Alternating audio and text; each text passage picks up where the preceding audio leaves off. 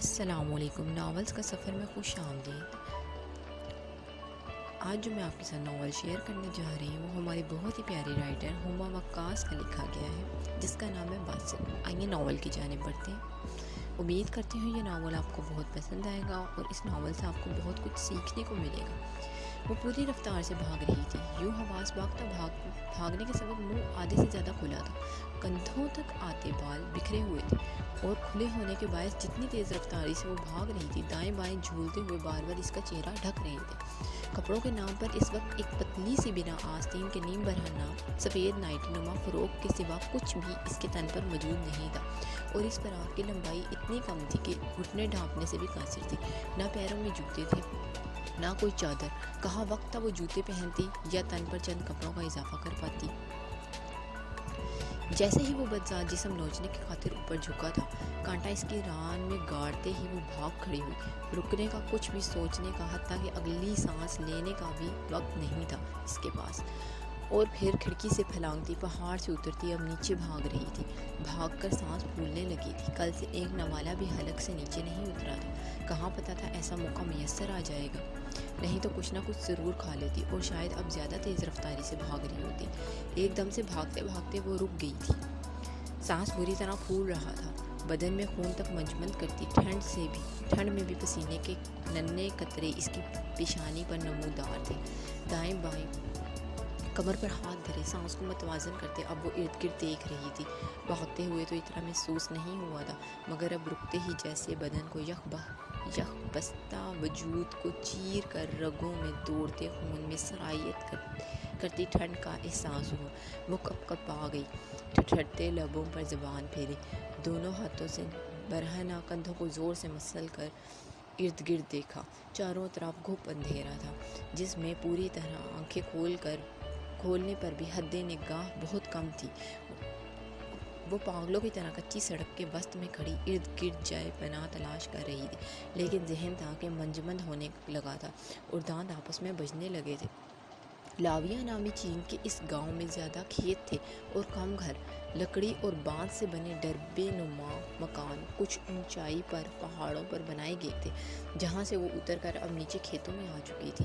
یقیناً وہ بھی اس وقت لاویہ کے کسی کھیت میں موجود تھی، اگرچہ 2 دن میں وہ اس جگہ کے نام کے علاوہ کچھ بھی نہیں جان سکی تھی۔ اس لیے اب کچھ خبر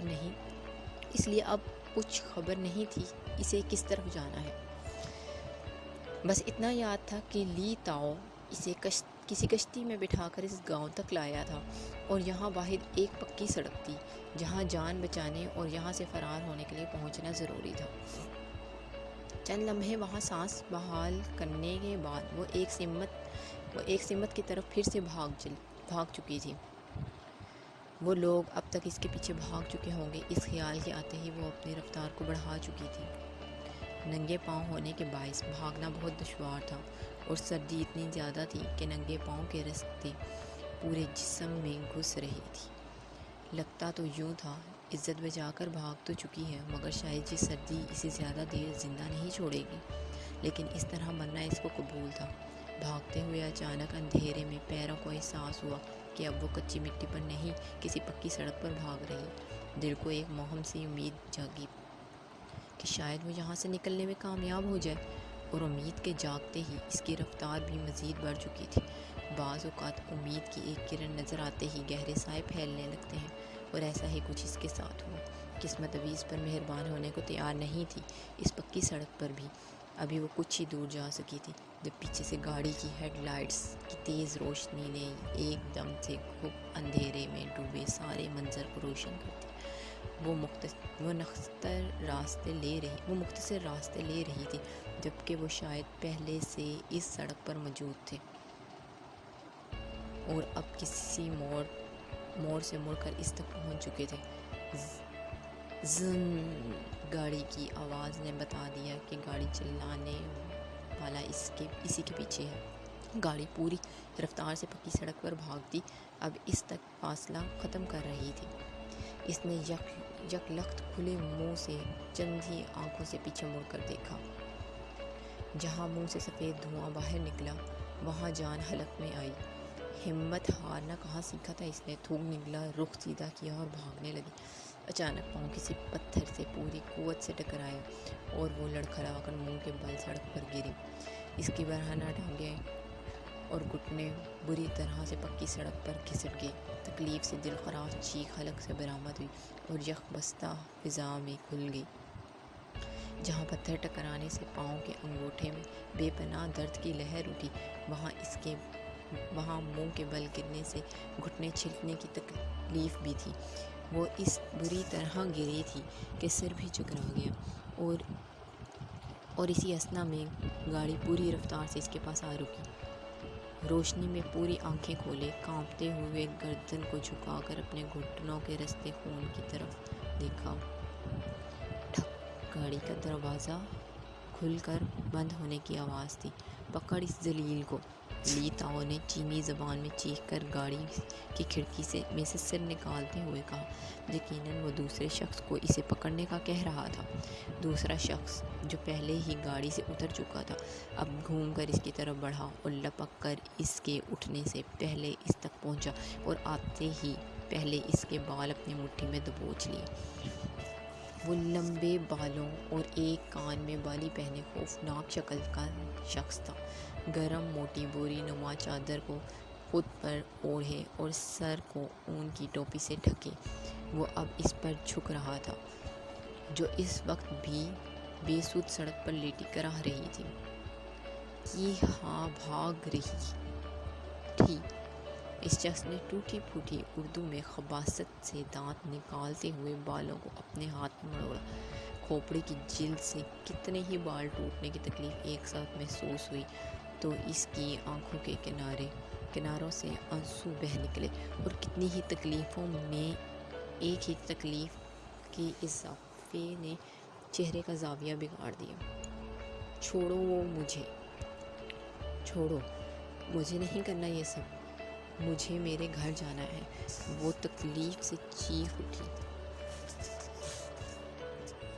اس چیخ پر ان دونوں نے فلک شگاف قہقہے اور خوفناک اندھیری سڑک پر دور تک گونج گئے۔ دوسرے شخص نے دانت پیستے ہوئے اس کے بالوں کو مٹھی میں لے کر پھر سے دبوچا۔ ایک جھٹکا اس کی گردن کو پڑا اور چہرہ آسمان کی طرف اٹھ گیا۔ وہ اب اس کے چہرے پر جھکا زہریلے سانپ کی طرح پھنکار رہا تھا۔ اس کے جسم اور منہ سے اٹھتے بدبو کے بھبوکے اس کے ناک نتنوں میں گھس رہے تھے۔ وہ بے بس تھی، نااہل تھی، نہ خود کو چھڑا سکتی تھی۔ گردن اتنی سختی سے اوپر اٹھی تھی کہ اس کے گلے کی رگیں تن کو باہر کو ابھر رہی تھی۔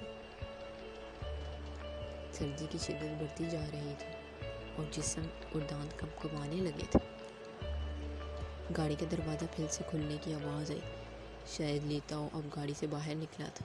وہ ناک پھیلائے غصے میں فنکارتا اس کے قریب پہنچا اور اس کے پیٹ پہ ٹانگوں کو گھما کر مارنے لگا۔ اب بھاگے گی کمینی، وہ پوری قوت سے چلا رہا تھا۔